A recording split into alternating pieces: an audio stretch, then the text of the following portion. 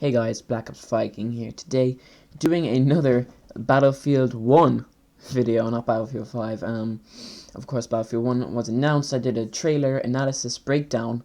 If you guys want to go and see that, it is on my channel.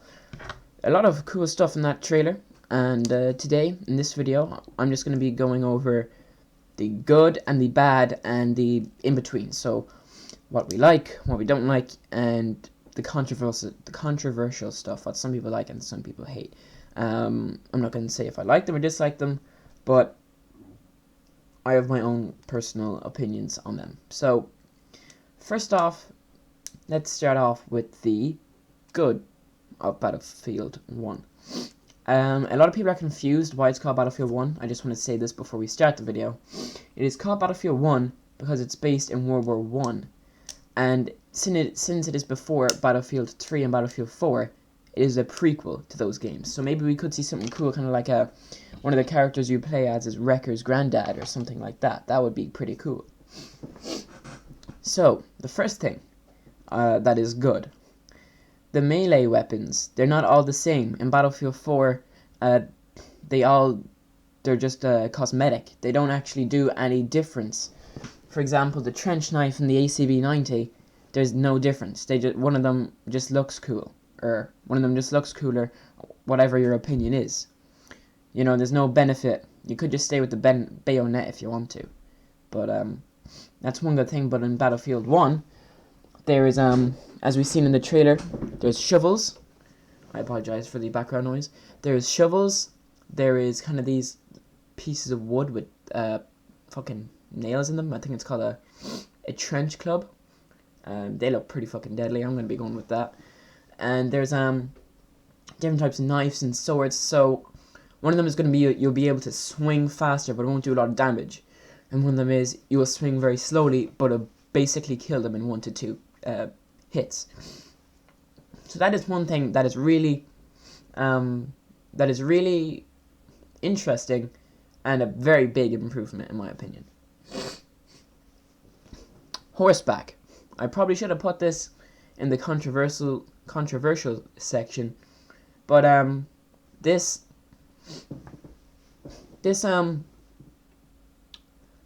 kind of catches up to one of the disadvantages I'll mention in the end of the video. So horseback, of course, cavalry. If you're in a squad of people with friends or whatever, you can just all go on horses and charge the front line, I suppose. But I suppose the horses are going to be very fast, so it might be hard for tanks to actually kill you. We're just going to have to see how that plays out. But I think it's going to be fucking awesome, you know, if you're playing with friends, get a full body on horses and just do a charge. I don't think you'll be able to use of course you won't be able to use the bolt action rifles when you're on horses, but you know, you'll be able to use like small guns, like handguns and SMGs.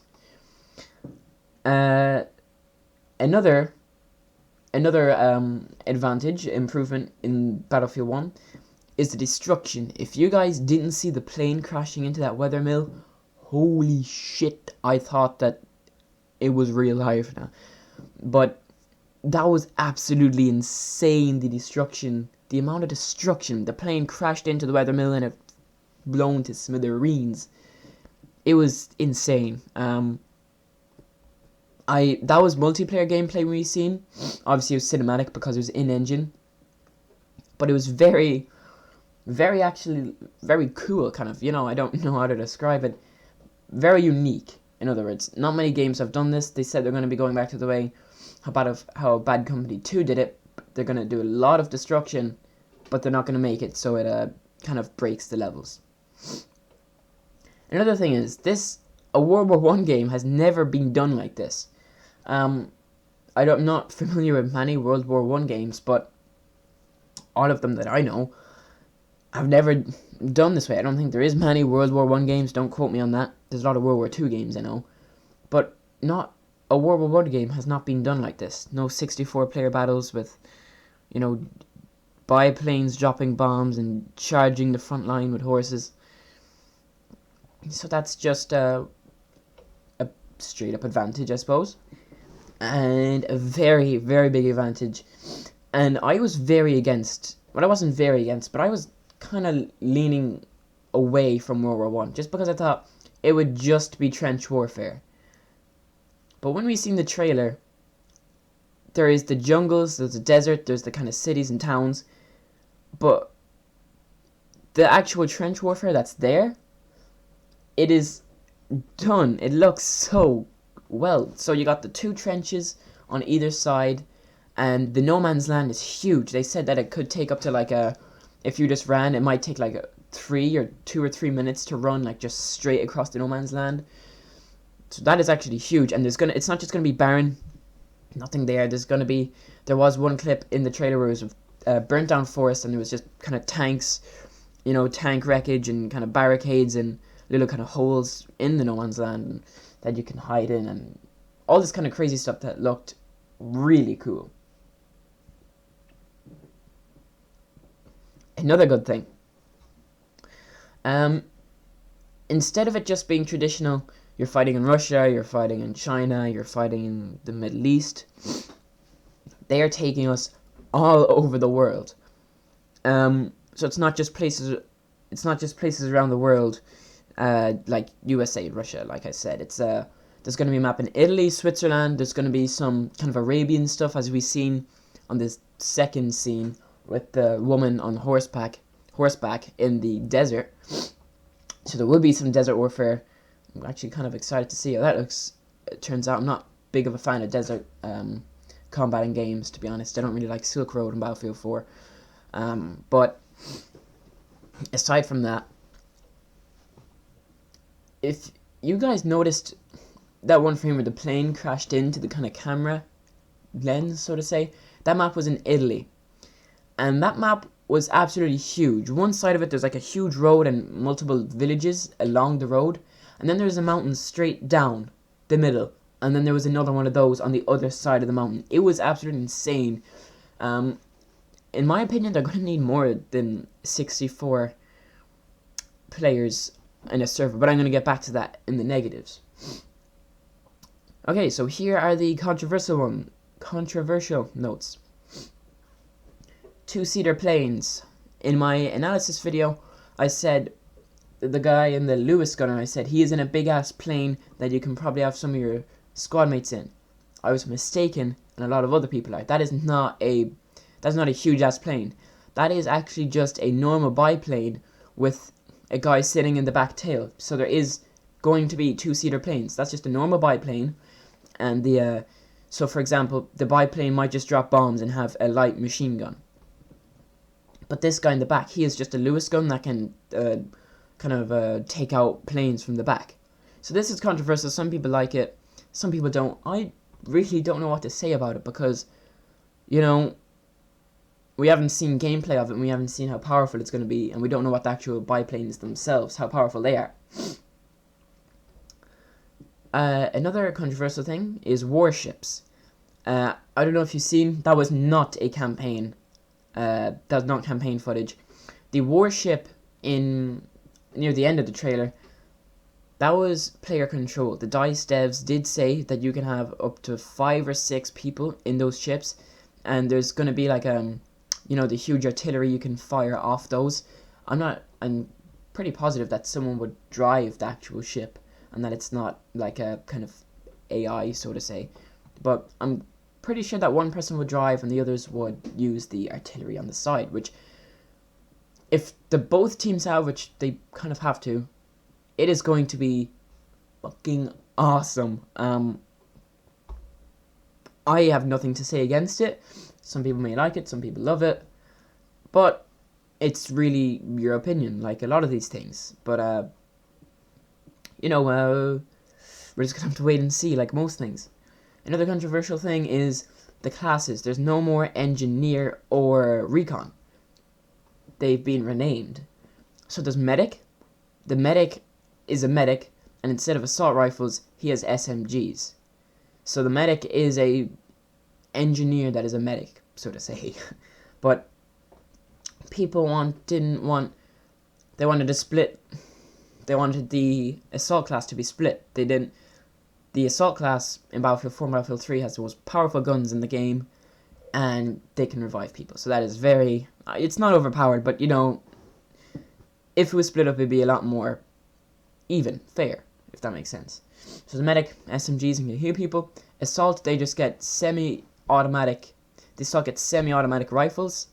I don't have any examples, but semi-automatic rifles. Support get the big heavy machine guns, which that's very interesting to think about actually. Big heavy machine guns. Most of them are ground mounted, but I do hear that they're kind of taking a bit of an alternate history route to World War One, weapons wise. So the weapons will be a little bit different, and they're going to include all the prototypes. They will be including all the prototype weapons, not every single one of them, of course, but you know what I mean. And then instead of recon, we got scout. It's basically just renamed. They get bolt action rifles with sniper scopes. Not sure about spawn beacons or C4 or anything. It would be kind of cool to put C4 in the horse, and no, that would not be cool. That's cruel. But I actually suppose that the horses are kind of the new way of transportation. They're the new jeeps or quad bikes. So yeah, I don't think there was quad bikes in World War One. I don't think, but we are gonna have to wait and see as usual. There, Randy Evans, the guy who made that trailer, said, "Thank you for the great reception of the trailer. No time to spare. I'm already working on the next trailer." So he's working on the next trailer, and we're gonna be seeing multiplayer at EA Play June 12th to June 13th. Have a video up on that as well in the next month when that's gonna be shown. Now for the small amount of bad things in the trailer we've seen. So the bad things that I have seen, there's only really one, and that is not any weapon attachments. Now, I know that there was scopes on the bolt action rifles, but the only class you're going to be able to use bolt action rifles is in the scout class. And for example, for an SMG, you can't have red dot sights or silencers. Maybe they could do something with extended mags or fast mags, but then again, this isn't Call of Duty.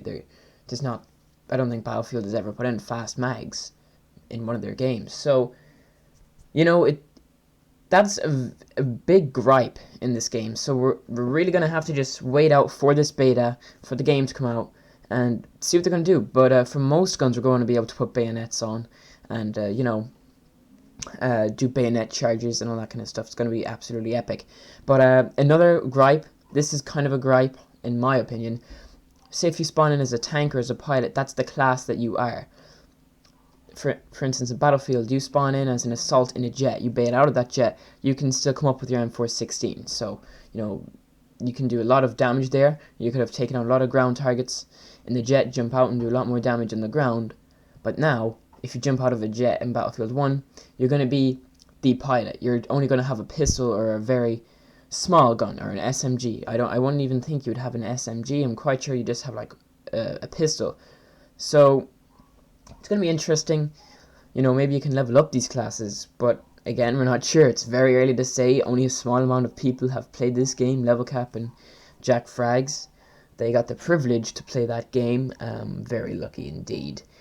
So that about wraps it up for this video, guys. If you want to see more Battlefield 5, make sure to hit the subscribe button and like the video. I know it's kind of a bit of a long video, but this game is going to be epic. It's a lot different than normal Battlefield, so I'm really hyped.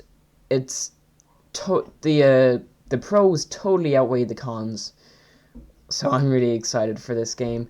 Make sure to sign up for that open beta, and make sure you get your pre-orders in if you're hyped.